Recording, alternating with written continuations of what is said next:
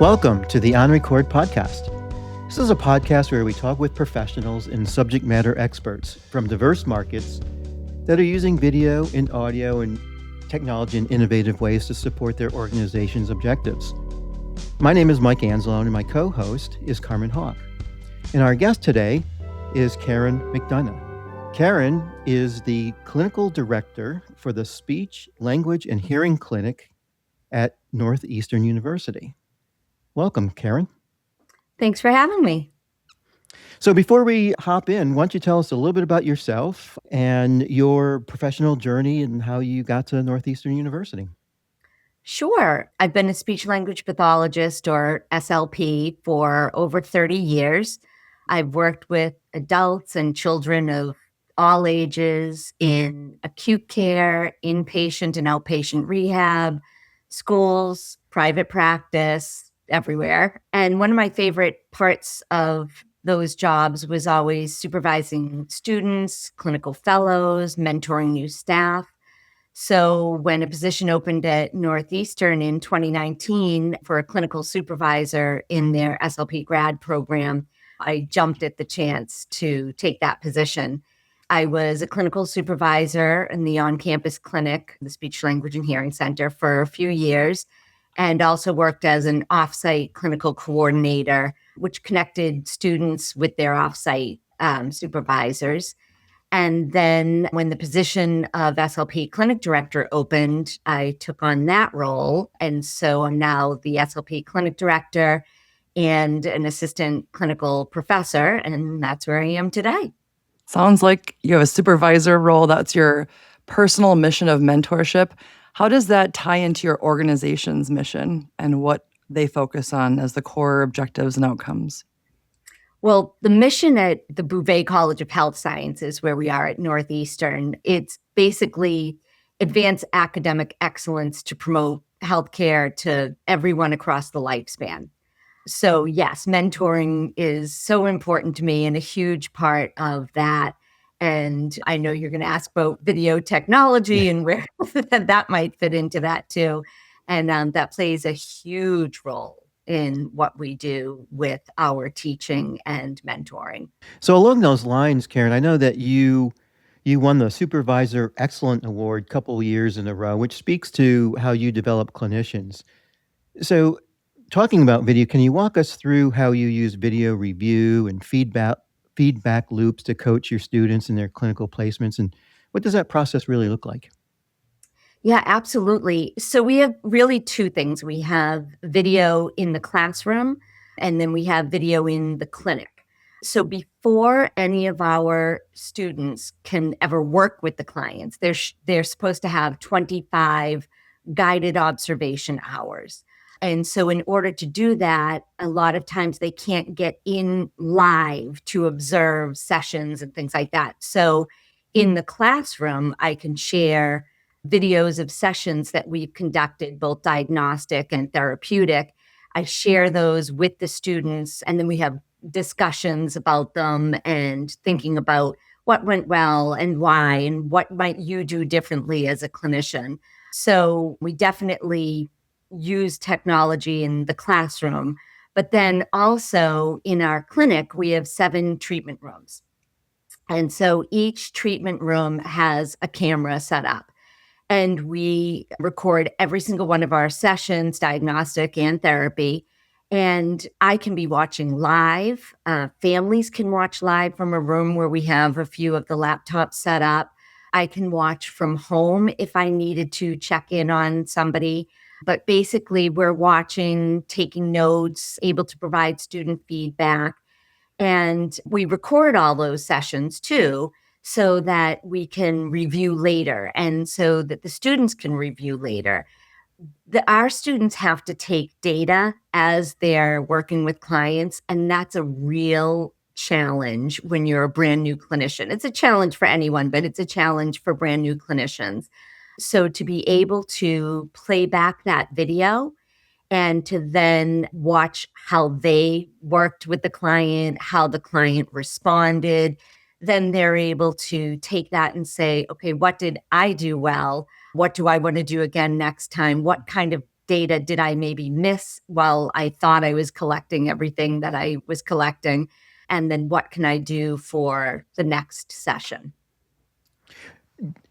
In those sessions, do you use video as a summative tool or more of a formative tool, or maybe a combination of both? I'd say, well, probably a combination, but the thing is we use those videos to then teach in the classroom.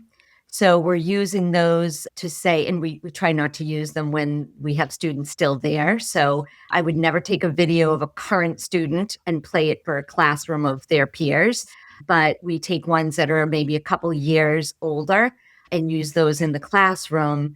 But also we use those to sit and work with students and talk about, what might help them grow as clinicians themselves.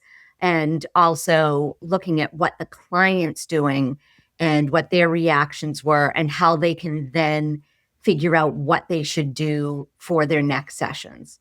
I see. Can I circle back to a question I have about observation and how, when you have family members engaging in observation, and Mike, he and I were chatting about this prior to our podcast today. How are you supporting family members being able to look into the sessions from a remote location? So the majority of our sessions are in person. Some of them are telepractice via Zoom. So if it's a child, for instance, over Zoom, the family member has to be there. A parent or guardian has to be there. They have to be present. And then most of our sessions are in person, in which the parent or guardian is in person, or a family member. If they're an adult, someone is usually with them. And that person can then watch through the mirror. They can do that, or they can sit in our observation room and watch from the laptops. And so I can sit with them and talk about, as a clinical supervisor, I could sit with them and say, notice what they're doing here. This is something you might want to try at home.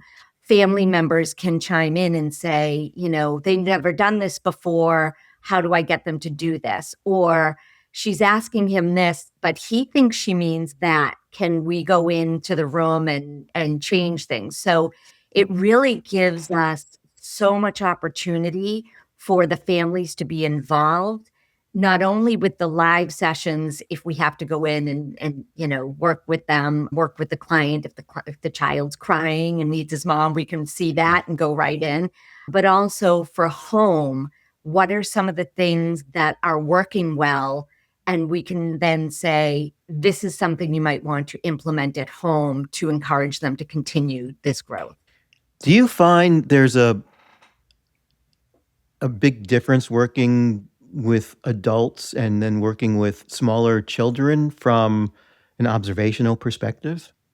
Not necessarily from an observational perspective. There's always a difference in that you're probably doing more family teaching if it's a child. So I might be spending a little more time with the parents during that session, or the parent might be in with them during that session. And for many of our adult clients, they are more independent, so you don't have to do that. And somebody watching might be a family member who's watching but doesn't necessarily need the guidance that you would for a parent or guardian of a small child. Digging into Mike's question a little deeper, when we have a child perhaps in a therapy space, do they bounce around a little bit more? Is it more of a target, moving object, kind of identify where that individual is going to be and have crystal clear audio to hear them and see their minimal actions or small gestures that tell a story? 100%. I am so grateful for cameras that move. We do have some dead spots. There are some spots that child will find that the camera just can't find them. But for the most part, we're able to track them. So very often, if, let's say a supervisor is in with the client and the graduate student and the family member, and they're all in the therapy room, they might ask me to man the camera so that I'm following the child around. So we always want that ability to be able to track them. So yes, they do move around, and I'm very grateful for those cameras. The microphones are tougher because they hang from the ceiling. And so there are some clients who are just incredibly quiet, and that makes a huge difference. It's very hard. You'll see me sometimes leaning in a lot to just hear exactly what they're saying when I'm supervising, because I can't, the mic might not be catching everything that they're saying. So that can be a little bit of a challenge, but for the most part, we just turn our laptops up as high as we can or as low as need be if they're very loud and rowdy. But for the most part, yes, they move around and we're able to track them. Now, I just wanted to ask, because it sounds like you're using some of perhaps the features of your video recording solution in the software. How important is ease of use in becoming a tool that you're using, whether you are forced to use it or if it's enjoyable to use? How important is that in your evaluation? It's so important because there's so many things we might miss if we don't have that camera on the client or the graduate student. There are things that we really need to make sure we're capturing, to make sure we're collecting the accurate data, especially for students. If they're assessing a child and they need to see some of their, their movements, what are they pointing to in the pictures, things like that. If we can't capture that, we might miss that if the student wasn't able to get that data in real time. I'm kind of curious, Caren, as you're referring to your clients and patients, this is a service that you're providing the local community. How do you work with the community in terms of, bringing in clients and who do you work with when you bring them in? So it is a speech, language, and hearing center. So we have audiologists on staff who see many of the clients throughout our community. We have veterans coming in. We have just various people throughout the community that come in to have their hearing assessed and get hearing aids. Our graduate students are typically not involved in that aspect. They are involved in the speech and language side of things. So that's where I come into play. And it's a lot of word of mouth. Many people know that we exist. We have an on-campus clinic. The rates are very low because it is student clinicians who are all overseen by licensed supervisors. But we also reach out to the community in schools. They spread the word. We have a summer literacy program, and oftentimes the people that come to that tell other people about that in their school systems, and then they want to come for articulation or language therapy. So really it's a combination, I'd say, of word of mouth in the community and also us reaching out to school systems and nearby hospitals and other facilities. One of the questions a lot of our potential clients that we work with ask quite often in a similar type of environment is surrounding patient consent to be recorded and things of that sort. How do you go about, and what guidance could you provide our listeners in terms of that process? Yeah, well, we have to have written consent. Verbal is definitely not enough. We have to have written consent. So we have consent forms for all of our clients. And sometimes if they, decide, nope, I don't want to be recorded, we do try to explain that this is educational and really benefits our students and it is for their learning. It is not that we are, publicizing any of these sessions or anything like that. It is really for student learning. So almost all usually they sign the consents and we're fine. Some will sign consents that you can use these for other purposes, and some will say it's only for the educational purposes. And then some will absolutely refuse and say, I do not want to be recorded at all. And we just honor that. We don't record those sessions. And in those situations, do you have a special therapy room or you just kind of turn the cameras off? Cameras off. Yeah. We still have to be able to view them. So we just don't record them. Gotcha. Okay. Well, yeah, that makes a lot of sense. Also, one of the things that I'm hearing more often with our other speech and language clients is they're starting to do a lot of interprofessional work with, let's say, nursing simulation. Is that something that your program is getting involved with? Huge with that. Yes, absolutely. I just did one with our SLP students along with pharmacy, where we gave them a case of a client that had MS and how would they work together? How would they work individually? And then we actually had an in-person debrief so that they could all meet each other and have discussions. And that was fabulous.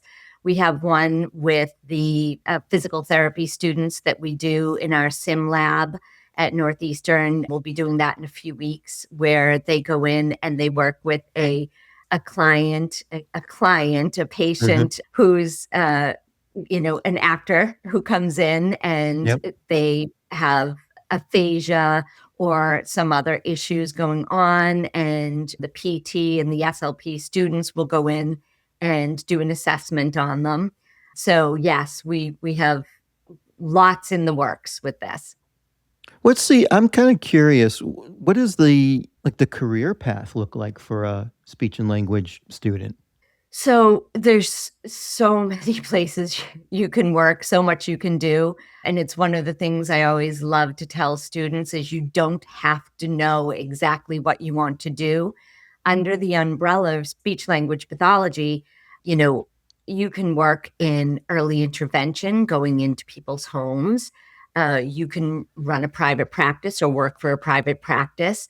You can do home care. You can work in an acute care hospital. You can work in inpatient or outpatient rehab. You can do research in a university. You can work in the public schools or collaboratives. So there are so many different ways you can go under the umbrella of still being an SLP. Oh, Can I okay. ask how are you attracting students? Obviously, name recognition is huge, but for this specific program, I feel like there's a new layer of media happening with like TikTok videos and speech language pathologists offering content there and just driving interest in this discipline. Where do you see this being like a very strong career path to the future? Tell us more about that. Honestly, I don't think we've had to do a lot to attract students to it. We get hundreds of applications every year, Wow. hundreds. So it is definitely a growing field. It's certainly far more applications than when I was, going to school. So I don't think it's something that we've had to actively publicize. However, we're working at the university, we need to make sure that they understand our program and how our program might be different than another program. We are in a big city, and there are others that are much more rural and have a smaller amount of students attending. We are very fortunate that so many of our alumni work in the area, and that provides us with offsite supervisors for our students so that there's lots of opportunities for them to go into the hospitals and the schools and various private practices when they have to do their practicums. So I think it's more about the program. That's what we're promoting more than the actual career path. In that evolution you've seen, as you mentioned, the changes and the growth that's happened in this field since you first started. When it comes to technology, would you describe how you've seen that evolve since you first started as well? Oh, sure. It was technology back then, but we actually recorded our sessions on VCR tapes. It was also before HIPAA was a big thing, so we brought those VCR tapes home to review, which would never be okay at this point. But we had things on VCR. You think about classrooms, they wheeled in a TV with a VCR if they showed something in the classroom. You had projectors and slides.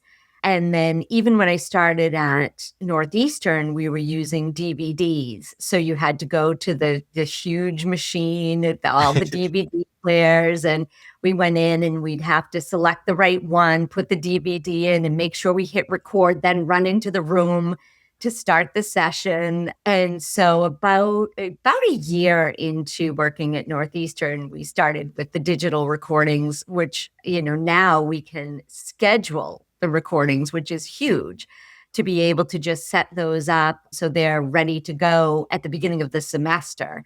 And so we can still manually go in if we needed to extend anything or change anything, but we can set those up in advance. And so huge changes in that. And then in the classroom side of things, the fact that I can just bring my laptop and everything is projected through my laptop, all of the content for the courses, that's huge.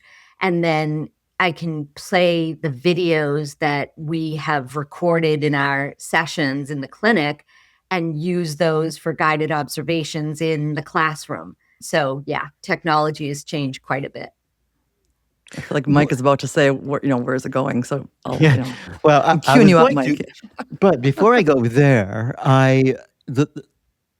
what just cropped into my mind was, a lot of universities will invest in this technology, and ultimately the investment is as an educator, you're educating students. And so the technology really is designed to support student success and student learning.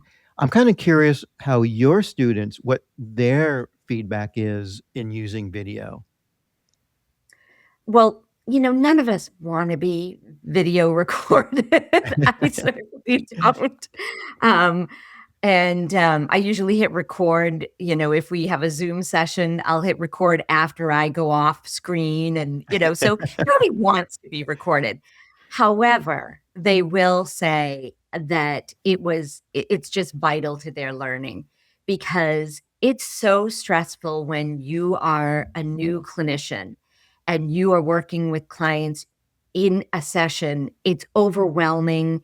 And you can come out, it's sort of like giving a speech. You come out sometimes and say, I don't even remember what I said. I was so nervous. I don't know. I didn't take my data. I didn't follow all the prompts that I thought I was going to do. I feel like I really messed up.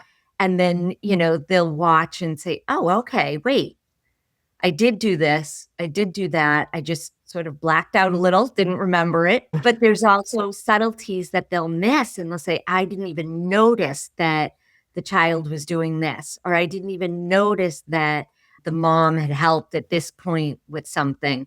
So it's really great that they're able to look at that after the fact. So as much as they don't love seeing themselves or hearing themselves, they are grateful for the opportunity to go back and check that data. They also have to write notes after every session. And so in order for that to be accurate, they really need that. They rely on that feedback after. So virtually every guest that we've had on the podcast, ultimately the topic of AI comes up. So I'm kind of curious to get your take on what excites you about AI, what concerns you about AI, and how you may be going about thinking about implementing AI if you haven't already. Yeah, I think AI for treatment materials is fantastic. You could say, let's say you're working on S's with a child.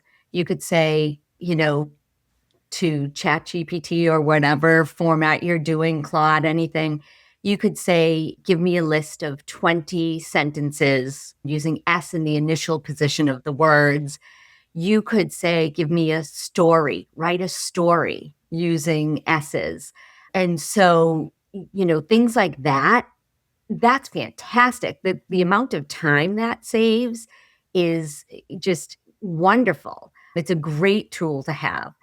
Where we have to be very, very careful is things like if we're saying evidence-based practice, it really has to be evidence-based practice. And when you plug in for references from AI, you can sometimes get false references. So we check those as supervisors, and you have to make sure that these are actual references. The other thing is, HIPAA compliance.